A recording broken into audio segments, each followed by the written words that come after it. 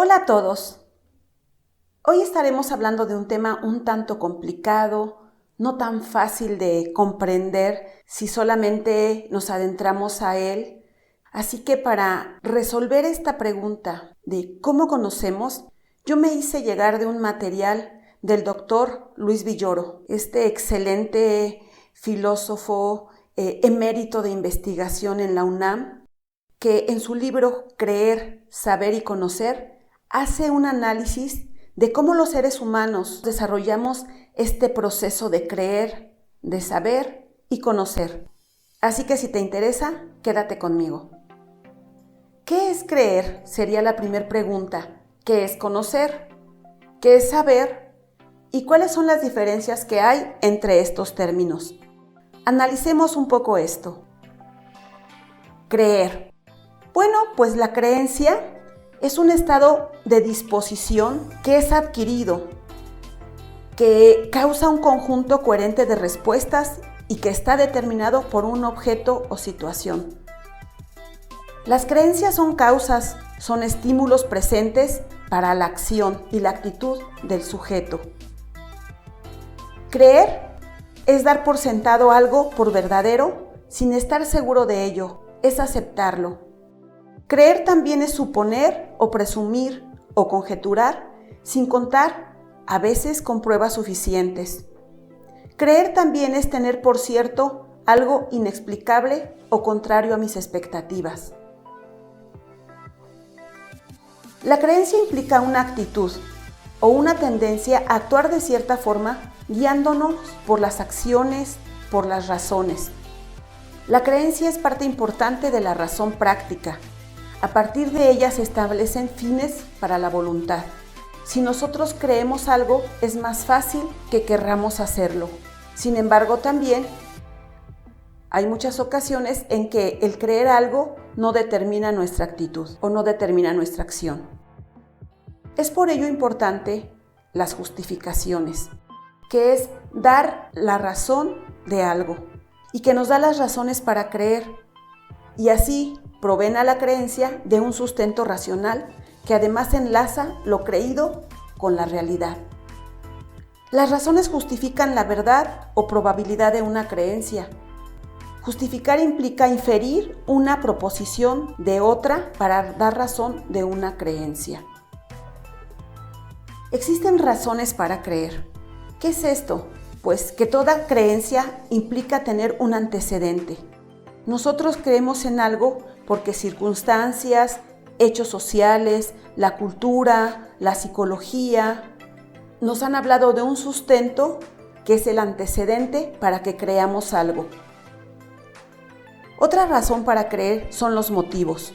Esa es la creencia que tiene una función en la realización de deseos y tiene que ver con las intenciones y las necesidades independientes o individuales de un sujeto. Estas necesidades del sujeto van a hacer que alguien tenga una razón para creer que algo, alguien o una circunstancia es válida. Y también, pues, las razones propias, que es la relación entre las creencias y otras creencias u operaciones cognitivas, es decir, las conjeturas. Y esto tiene mucho que ver con cosas que pueden ser sustentadas o no sustentadas. Las razones para creer también pueden ser personales y en esta parte entra mucho lo que es la intuición, la emoción, la fe, una corazonada y que por sí mismas son suficientes para una sola persona. Pero también las razones para creer pueden ser colectivas, es decir, que un grupo de personas, por pertenecer a una organización, por pertenecer a una religión en específico, por compartir una fe. Otras razones para creer son racionales, ya sea por un método científico o por una verdad probada por la experiencia. Y entonces, estas razones racionales son suficientes para cualquier sujeto pensante. Sin embargo, no por ser racionales, todas las personas van a lograr creerlas.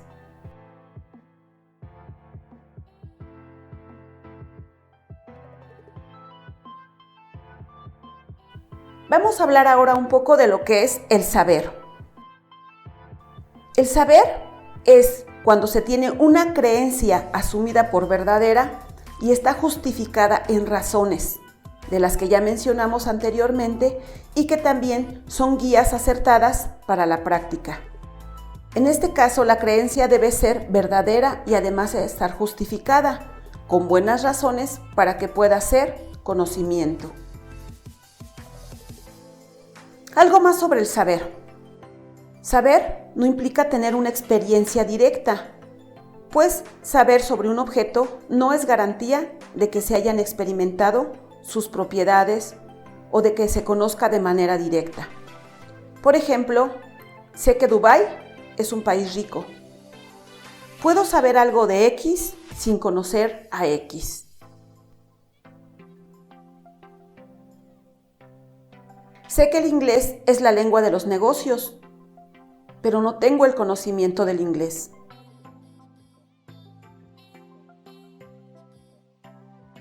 El saber también se fundamenta en el conocimiento ajeno. Nuestro saber cotidiano se va construyendo a través del enlace de nuestras experiencias, pero también se fundamenta con testimonios ajenos.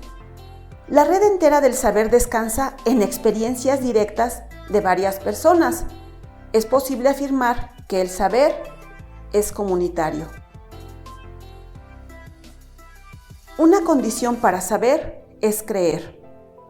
El saber exige como garantía la existencia objetiva del objeto conocido. El saber y el conocer producen sabiduría y conocimiento, y es lo que guía la praxis.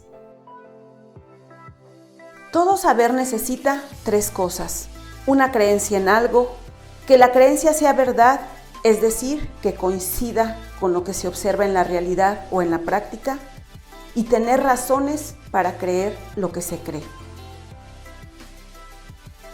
Por lo anterior mencionado, podemos concluir que saber implica creer, pero creer no implica saber. Una creencia, sin embargo, puede convertirse en conocimiento cuando la proposición que la expresa cumpla con dos condiciones. La primera, que la proposición que expresa la creencia coincida con la realidad, es decir, que pueda ser evaluada como verdadera. Y dos, que la proposición que expresa la creencia esté justificada suficientemente en razones. Veamos un poquito ahora lo que es el conocer. Para conocer algo o a alguien es preciso tener o haber tenido una experiencia personal y directa.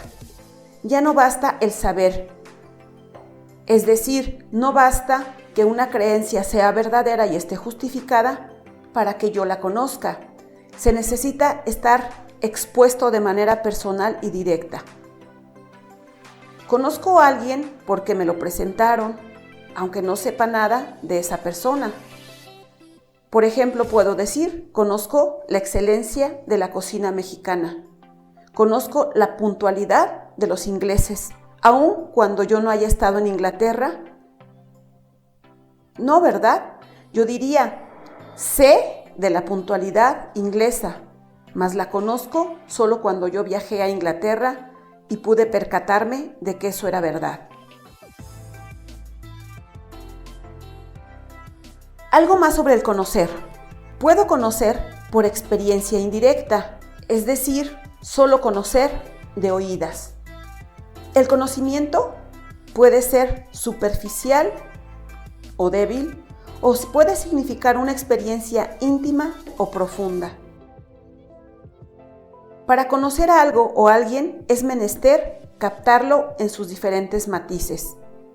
Ya no basta saber. Conocer supone que el objeto conocido permanezca y se enriquezca en aprehensiones sucesivas y en diferentes situaciones. ¿Qué significa esto? Pues que conocer es integrar en una unidad varias experiencias parciales de un objeto, es decir, el conocimiento parcial que partió de una creencia, por lo cual conocer a X o conocer la circunstancia X supone saber responder preguntas sobre ese X que puede ser una persona, una circunstancia o un hecho, saberlo describir, saber relacionar diversos aspectos de ese X. ¿Cómo podemos comprobar el conocimiento? Bueno, pues una de las formas es mostrar que se estuvo en situación de conocer. ¿Cómo es esto? Por testimonios, o sea, por la experiencia misma, o por examen de documentos relativos que indican que estuvimos en la presencia del objeto conocido. Este examen de documentos no significa propiamente, o en todos los casos, hoy en día, la revisión de libros. Pueden ser fotografías, que son también evidencia, pueden ser audios o puede ser el relato vivido por alguien y que está sustentado por el testimonio de otros. Vamos a hacer ahora una comparación para que esto quede un poquito más claro del saber versus conocer. El que sabe muchas cosas sobre los evangelios podrá citar frases del texto, dar noticias de sus autores y fechas de su composición, pero el que conoce los evangelios puede comprender el mensaje central, captar su espíritu, interpretar su mundo sobre esa base, sabe manejarlos, responder preguntas acerca de su alcance y cómo se lleva a cabo la aplicación de su doctrina. El que sabe muchas fórmulas matemáticas podrá decir qué significan las variables o las incógnitas de esa fórmula, podrá decir quién inventó la fórmula, podrá decir incluso o saber cuándo se aplica esa fórmula.